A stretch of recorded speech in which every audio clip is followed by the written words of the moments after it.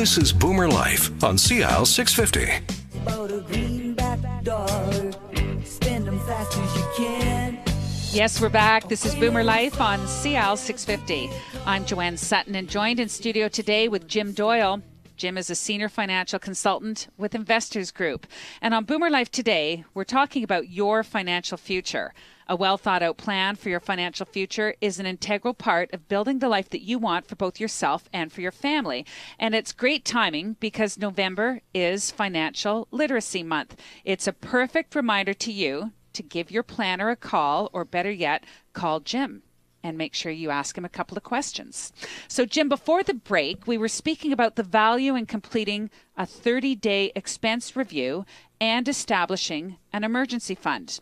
So as we continue this conversation, we're going to address some ways to gain a sense of security and comfort when it comes to learning about financial planning. And I know many people feel uncomfortable talking about money, even with friends, spouses, and financial professionals. But this is where you can help. You know what? I hear this a lot, okay? It's been suggested that the reason many people avoid talking about finances with people they're close to is because the topic is too personal, even between spouses or family members. Simply put, finances can be uncomfortable to discuss. Now, it might come down to communication and perspectives. A recent Pershing study suggests some men approach investing with a performance-oriented goal, and some women may tend to think in terms of purpose, such as retirement, health care for them or their loved ones, basing choices around habits, or experiences, or their family's perspective and attitudes around money. In my estimation, financial advisors need to frame investment decisions in a way that resonates with both partners, and this will increase the likelihood of financial success. I'm almost hearing you say that women's decisions are emotional, are based on emotions or more lifestyle decisions than men, but we could probably do a whole show on that as well. So what would you suggest then to help? You mentioned earlier how the interaction with some advisors can actually leave some women feeling invisible. Well, before I get into this conversation, let me say that there's a lot of advisors doing some great work out there, okay? And I want to tip my hat to them, okay? Maybe I can share a bit of a story with you. Recently, I had a couple in their 60s sit down with me, and let's call them Anne and Carl, okay? They had shared their story about Anne's experiences working with their financial advisor at one of the larger investment firms out there. Carl was in poor health, and Anne felt, ready to take on the process of educating herself, knowing that she was going to have to take over at some point. Okay, and like a lot of clients, their investment statements would come, and they were full of information that she couldn't decipher. And she told me, I had no clue how to translate these things other than the bottom line. Okay, she tried talking to the financial advisors at the firms that they worked with, and they responded to her questions with gibberish. Okay, she said, "Listen, I'm university educated, okay, but I couldn't make heads or tails out of their responses. I wanted to know how to make some of my own investment choices, even on a smaller scale, at least until I understood more," is what she was saying. "I wanted to know more about the various fees, and then I could decide just how much I wanted to take on, or even if I was up for it.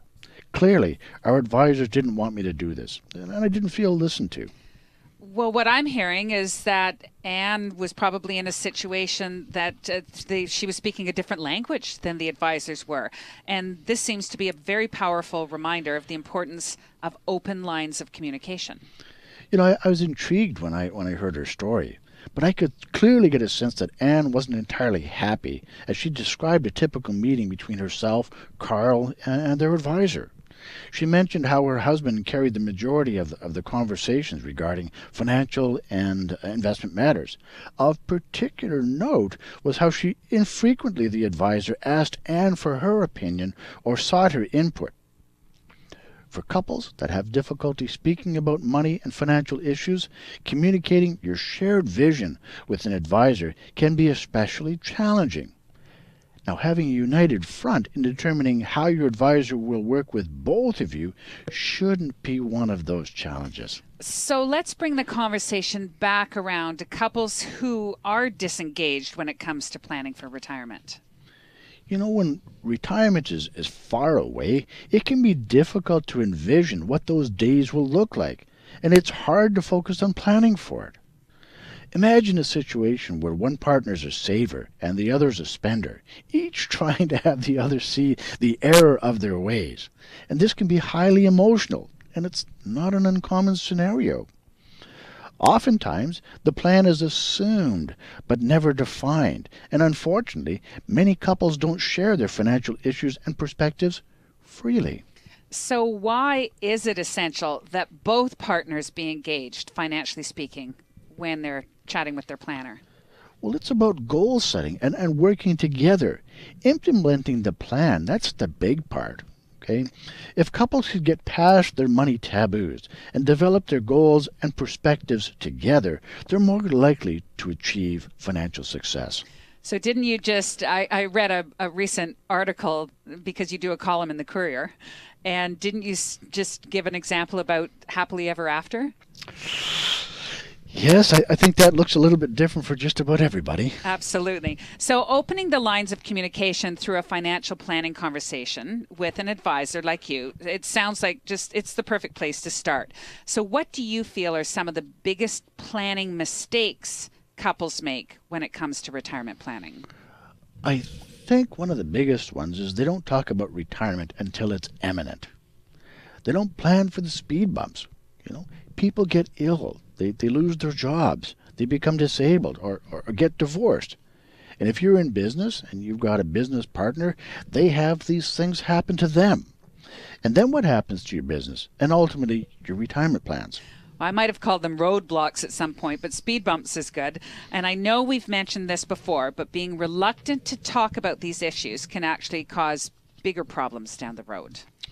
It's important to understand that there's going to be a significant shift in your mindset at retirement. You go from an accumulator mindset to one of relying on your investments to fund your desired standard of living. Okay? And I'd like to share a couple of suggestions to our listeners today. Are these your 5 tips? Okay, fair enough, yes. Don't assume you and your partner are on the same page. You may have different spending philosophies or financial goals. It's best to talk over your money plans together. Don't keep secrets. Now, I know this one's harder to do, okay? But making a big purchase without your spouse's input, or keeping debt a secret, or having an undisclosed bank account can signal that you don't trust your partner. Next, don't let one person control everything. It's fine for one partner to manage the day-to-day financial duties, but you should keep both up to date on how your financial plan is shaping up. Do tackle your finances together. If you want to understand each other's approaches to money, this is a great place to start. And I want to suggest this one if I can. Do schedule money dates. Talk about your portfolio over brunch, over beer. Okay? It's kind of a low-pressure way to ensure your finances are in check. Kind of like a beer and bank account night. Yeah, absolutely. Figuring out how to get there from here takes planning. And for many people I work with, they get a huge sense of relief with someone who has been through similar situations, similar to their own, many times before. When unintentionally overlooking essential elements can hurt you, it pays to have access to experience. So those are 5 very important reminders to keep your line of communications open. So if there's one thing I've come to understand since meeting you, Jim, it's the value to be had when working with an experienced advisor, especially when it comes down to complex situations involving retirement planning. Who else but your advisor is going to be able to help you realistically consider the financial impact of looking after aging parents, or the effect of helping the kids out financially on a regular basis? I meet with boomers regularly who expected things to get easier once the kids had moved out. However, the number of parents admitting to helping financially, either aging parents or adult children, it's pretty high. And I think that's where the term sandwich generation, being squeezed from both sides, comes in. People I meet with sometimes feel overwhelmed by anxiety and concerns about financial planning. When you're facing issues like paying for your parents' care or nursing home costs, or deciding how you can help the kids buy their first home, these are big picture planning concerns, and often they require immediate attention. Well, there's a lot more involved than just the numbers, and even the numbers aren't cut and dried. I see now why you need a plan, just to put all of those variables out on the table. According to a Voya index, 17% of workers and 26% of retirees have a written financial plan. That means 80% of workers and roughly 3/4 of retirees are simply hoping to achieve their financial goals without any kind of roadmap, purpose, or formal plan. Driving aimlessly around a town without knowing where you're going seems foolhardy. Yet people do this with their finances all the time. Instead, set yourself up for success and give yourself a financial GPS by getting organized, defining and prioritizing your goals and objectives, and creating your formal financial plan. Well, actually, that's a great analogy, because when you put it this way, planning seems to take on a new level of urgency. I mean, like planning for your future without addressing the need for a written financial plan. So basically, you wouldn't get into your car and drive to your destination without having an address or even a map. We often fear the most what we don't know or understand. These fears can be addressed with the guidance and experience of a financial planner to help you make informed choices. If you're not where you want to be financially, consider calling me to see how we might help. I got a couple final messages if I could. Okay. It's not just about choosing investments. Financial planning involves finances and money and family. Of course, I want you to remember the 3 T's if we can. Time to do the research and anticipate tax consequences. Technique, knowing what you're doing with knowledge.